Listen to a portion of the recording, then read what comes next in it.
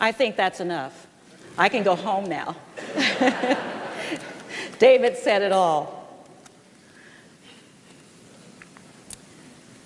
I'm not a techie. I'm a typer. And so my husband replaces keyboards every couple of years because all the letters are rubbed off. I learned to type in the 7th grade, and I've been a typing fool ever since. But in typing in the 7th grade, way back in the day, the typewriter was manual. And you had to throw the carriage when you heard the bell ring. You know about I know some of you are young, never heard of a carriage. It's not something you write in, it's actually on the typewriter. And you throw the carriage when the bell rings. I mastered typing. I type hard, so on the computer, that's why the letters rub off. So every now and then, Mrs. Harris would stand up in the middle of the classroom, because it was mostly girls, and she would get really tired of us making all this chitter chatter and not practicing A, S, D, F, G, H, J, K, L, semi. Throw the carriage. That's the first row. Then you learn the second and third rows. And so, Miss Harris would say, honestly, enough is enough and too much stinks. Now, I wondered, where did she come up with that? Enough is enough and too much stinks. You know, you can get enough of something, and it can be bad for you. It can be too much. So speaking of not being a techie, this reminded me of myself. A mom texts her 12-year-old son, "Your great aunt died. LOL." The son texts back, "That's not funny." What do you mean? She says, "Well, your great aunt died. Lots of love." "No, Mom, that means laugh out loud." When I read that, I thought, oh my God, I send that LOL all the time. I mean, lots of love, and somebody is mistaking that for laugh out loud. So I have to check you don't have spell check on these text messages, but I have to check that and make sure I'm correct. When something not so good happens, I don't say laugh out loud. Another mother was heating up some water for pasta, and she kept walking by the pot, walking by the stove, and the water just wasn't boiling. And the son, 12 years old, said she wasn't helping by constantly checking it. He said, "You know, Mom, it's like that old saying," and her ears perked up, that he would remember an old saying, "A watched website never loads." So whenever I get ready to begin my talks, I don't do much texting. I'm not much on Facebook, although I have a page my son set up, and everybody wants to be my friend. I don't have time for all those friends.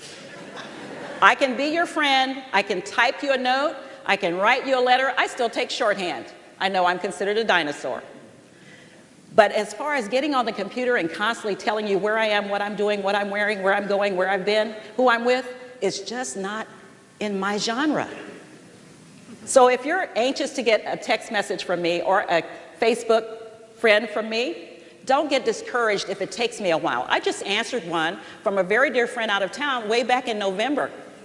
I just happened to look at Facebook and I go, oh, November 11th, 2014. Haven't heard from you in a while. How are you doing?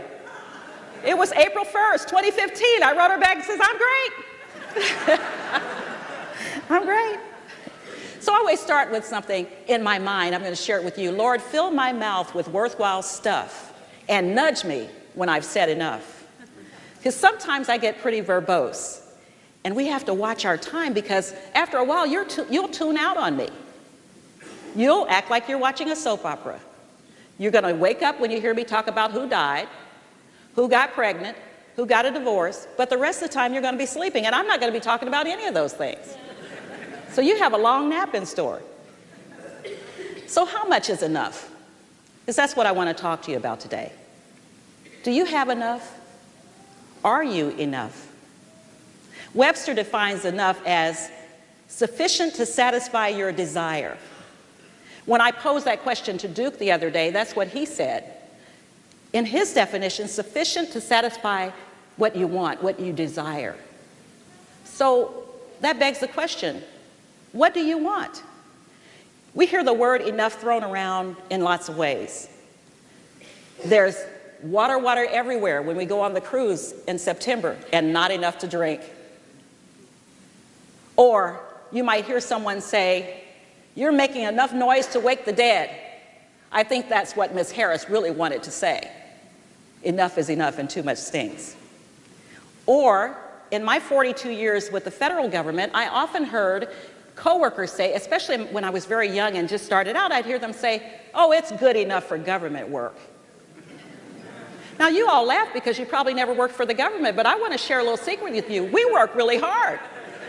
Your taxpayers' dollars are very well spent, and guess what? We pay our own taxes, so we kind of pay our own salary. Good enough for government work became a cliche, but it wasn't really the truth. And we hear enough in our minds. Maybe we were taught that we weren't enough. A personal experience, and my mother was well-intentioned. I'm 10 years younger than my sister and 11 years younger than my brother. And there's no one in between me and my sister and no one after me. So my mother would often say, "Why don't you be more like your sister?" Now just imagine, I'm 10, she's 20. That's a huge leap for a 10-year-old. I'm 15, she's 25, married and has a family. That's a huge jump for a 15-year-old, yet I tried. I tried to be just like my sister. Now that's a good thing, because my sister is one of those people who can do almost anything. She has a heart of gold. She's brilliant. And she'll tell you in a heartbeat, she taught me everything I know. Sometimes that's good, and sometimes that's not. But I couldn't make that quantum leap 10 years ahead of myself. And as well-intentioned as my mother was, wanting me to take on the good characteristics of my sister, I heard, "You're not enough." Not only did I hear I was not enough, I heard that because of the span of time between our ages, I would never be enough. I would never be enough. How many of you lived a life of comparison when you were young? I wish you were more like your brother. Why don't you be more like your sister? I wish you took after your father, or it's too bad you took after your mother. So, we live that life of comparison, and comparing breeds a lot of negativity that we carry with us throughout our lives. See if any of these resonate with you. Lower self-confidence, feelings of envy or jealousy, feelings of not enough. Now, what inspired me really to talk about this today are 3 people who here at Unity I've talked to on various occasions about their feelings of not measuring up to who they know they are here to be. And in those conversations, what I kept hearing over and over and over again is, am I enough to meet this challenge? Am I smart enough?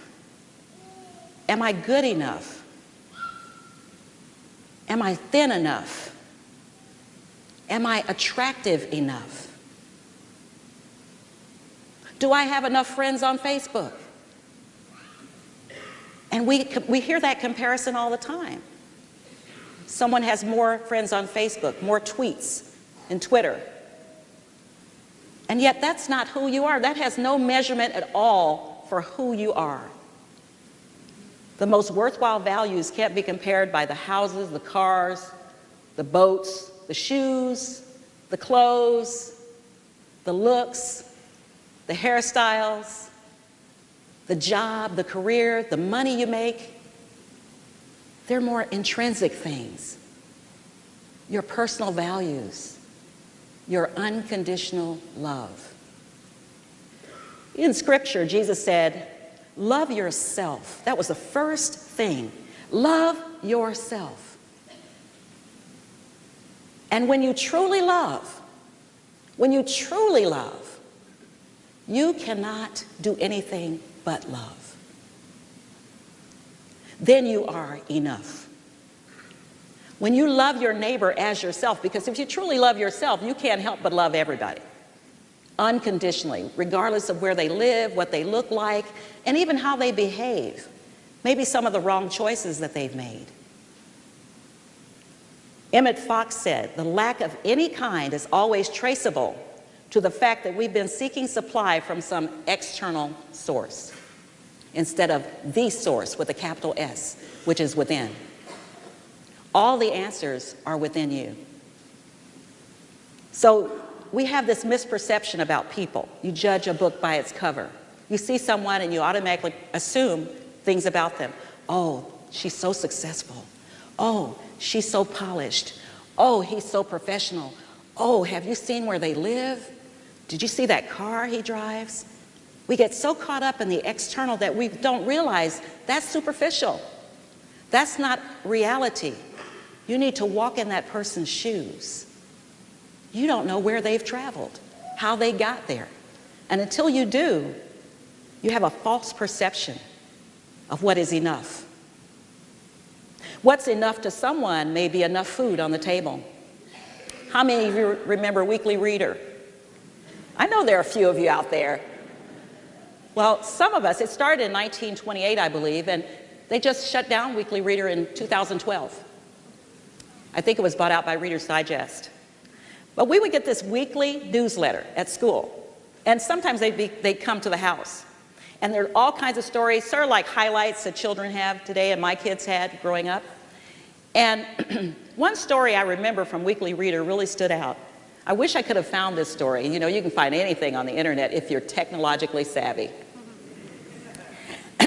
Well, the story is about a little old lady who lived alone. And she had very little means. She had hardly any food left in her cupboard. But she took the few crumbs that she had and put them on a plate. And she looked at the sad-looking plate, and she knew if this was her last meal, she was going to starve to death. But she had forgotten to put on her glasses. So when she put on her spectacles, all of a sudden, everything on the plate looked really big. In fact, the plate looked full. And she ate until she was satisfied. It's not how much we have that gives us the satisfaction. It's that inner knowing that what we have is enough. It's enough.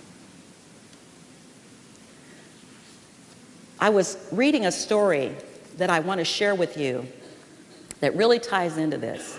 Because when we think we don't have enough, it's really about our ego. You see, Eckhart Tolle says that the ego can never be satisfied. The more it gets, the more it wants. The ego wants to want more than it wants to have. The ego wants to want more than it wants to have. And so my great-grandfather was part Cherokee. His name was Elisha Smith. And the tradition of that heritage, they're storytellers, great storytellers. And I read this story and I immediately thought of this great-grandfather who I never got to know, perhaps sitting around with all the children and telling this story. This grandfather, who was Cherokee, was teaching his grandson about life. He said, "A fight is going on inside me. And it's going on inside every one of you, every person you know. It's going inside you and you and you, all of you, and me.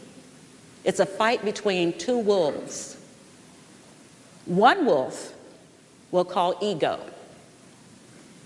false pride, envy, jealousy, anger, resentment, guilt. And he's fighting to win against the other wolf called true self. Love, compassion, peace, joy. The two are fighting it out. And the young man says, "Grandpa, which one wins?" And the wise grandfather says, "The one you feed. The one you feed." If you feed the ego, it can never be satisfied. If all you're about is what someone else has that you want, something that you don't have enough of that you desire, and all your thoughts are on lack and limitation that you believe about yourself, whether it's true or not, then it will be a vicious cycle. But if you believe that you were created in the image and likeness of God, and that all that you have, all that you need is yours. And you feed that wolf of true self, you, the true you, will always come out a winner. We talked a couple of weeks ago about the parables in which Jesus spoke. And in the book of John, the 4th chapter, the 1st through the 2nd verses, we hear about the woman at the well. Now, the symbology, the metaphysical interpretation of the woman at the well is she didn't believe that she was good enough. You see, there was a well in her city, but she wasn't allowed to drink from that well because she was one of those people that was shunned. She wasn't one of them. She was not good enough. And so she believed that. She travels a long distance to this well and she meets up with Jesus, and he already knows her story. Though from the story it appears it's the first time they've met. And he says to her, "Woman, you don't need to drink of this water, because if you drink of this water, you will continue to thirst. You'll never be able to quench your thirst. I have living water for you. I bring you living water. And when you drink of the living water, you will never thirst again." Now, what was Jesus talking about, this living water? He was talking about enough. Enough to be satisfied with who you are, your true self. You are not what other people say about you. You are not what other people think about you. In fact, what they think about you is none of your business. You are enough just the way you are. As David's saying, your way is enough. It took me years to get to that, where I believe that I was enough, that I am enough. And there's some of you out here today, and I go in and out of it every now and then. My confidence is shaken. I think, well, maybe I'm not good enough. Maybe I'm not smart enough. And the one big one is, maybe I'm not young enough for texting with thumbs. But I can text with my fingers. But the truth is, I am enough. And the truth is, you are enough. You remember that song, "The other man's grass is always greener. The sun shines brighter on the other side. The other man's grass is always greener. Some are lucky, some are not. Just be thankful for what you've got. And when you are thankful, truly grateful for what you have, you will realize you are enough. You are enough, because enough is enough, and too much, you know the rest. Enough is about gratitude. It's about gratitude. Gratitude turns what we have into enough.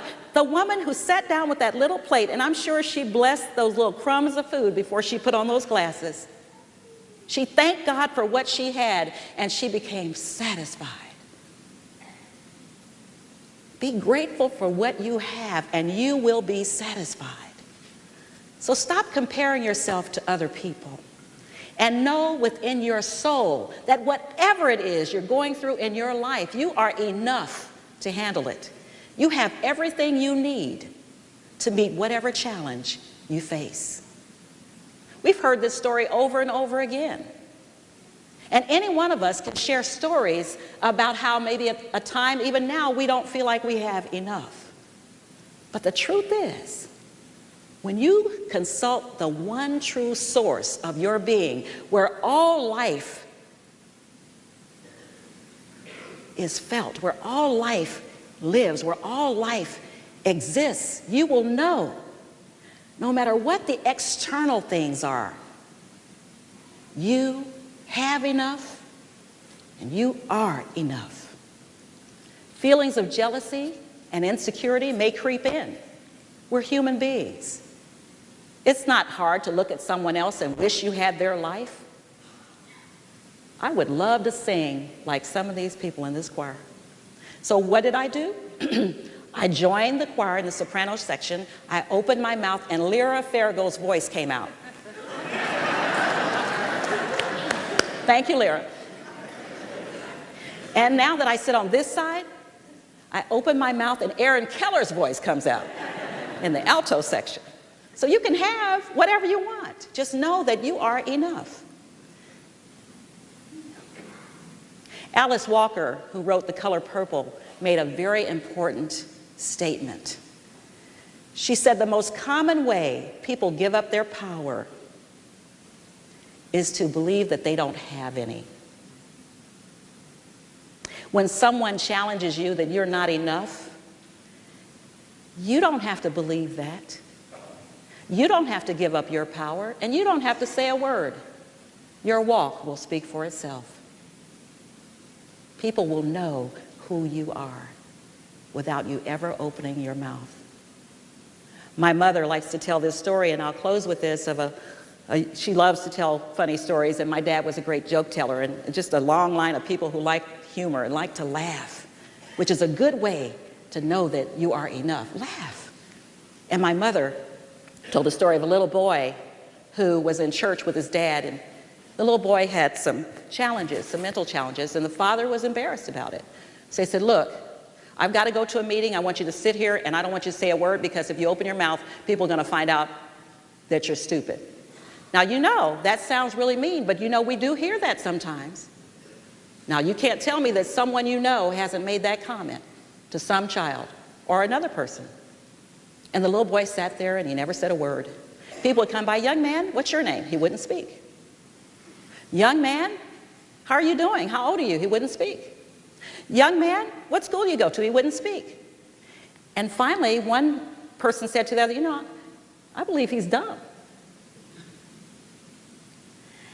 And his father came back and he said, so what happened? What did you say? Did you open your mouth? Did you do what I told you? He said, no, I didn't say a word, and they found out I was stupid anyway.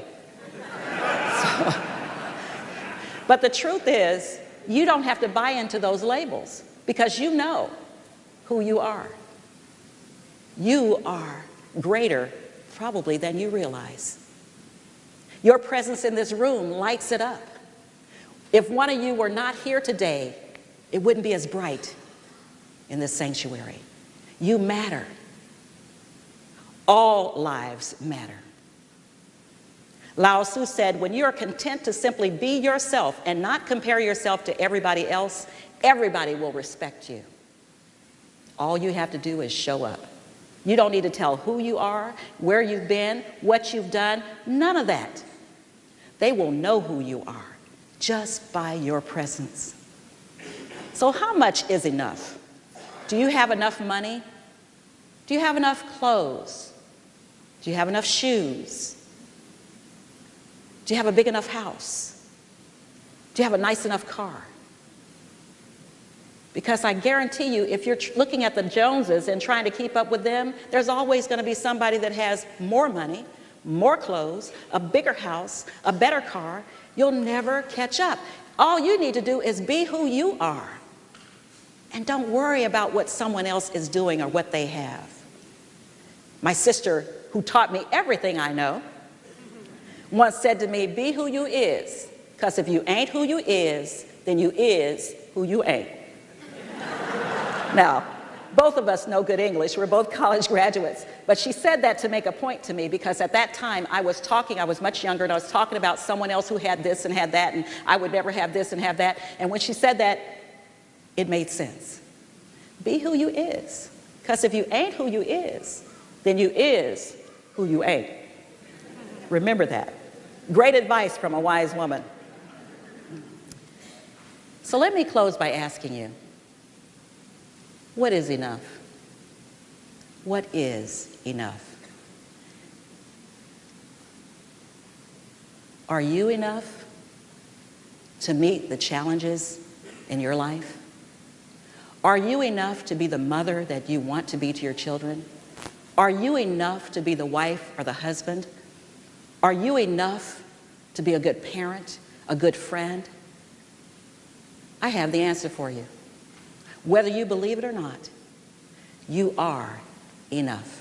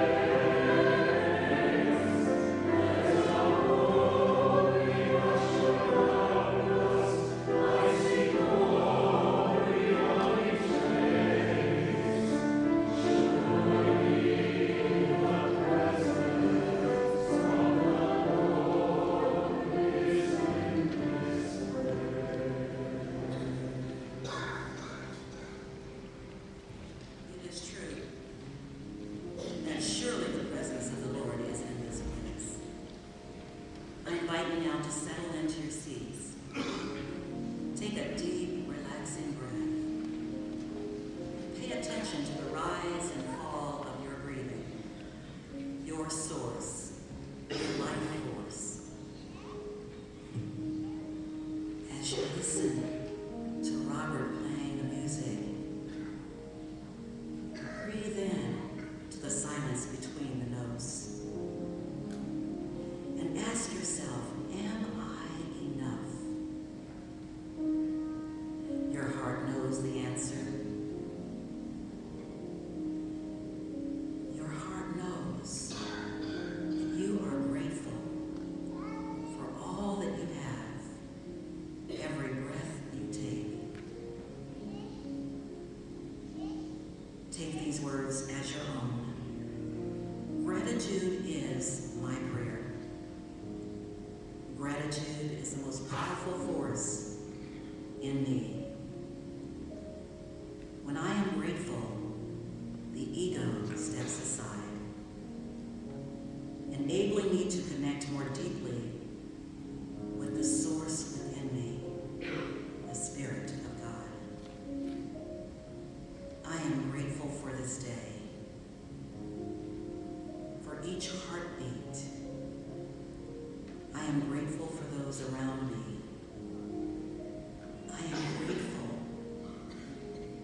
for the sweet spirit in this place. I am grateful for Earth's abundance. I am grateful for this center of well-being you call Unity Temple on the Plaza, where I am free to be who I am. In the space of the silence, I discover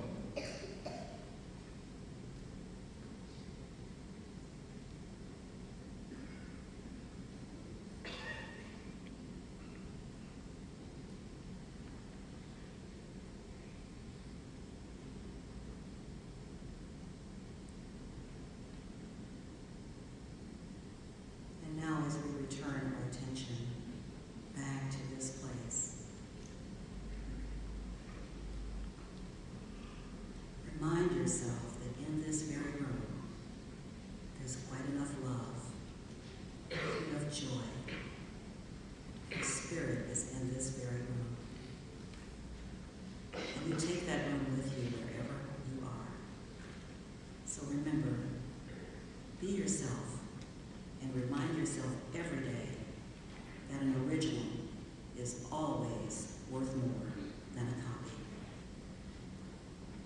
The answer to the question, yes, you are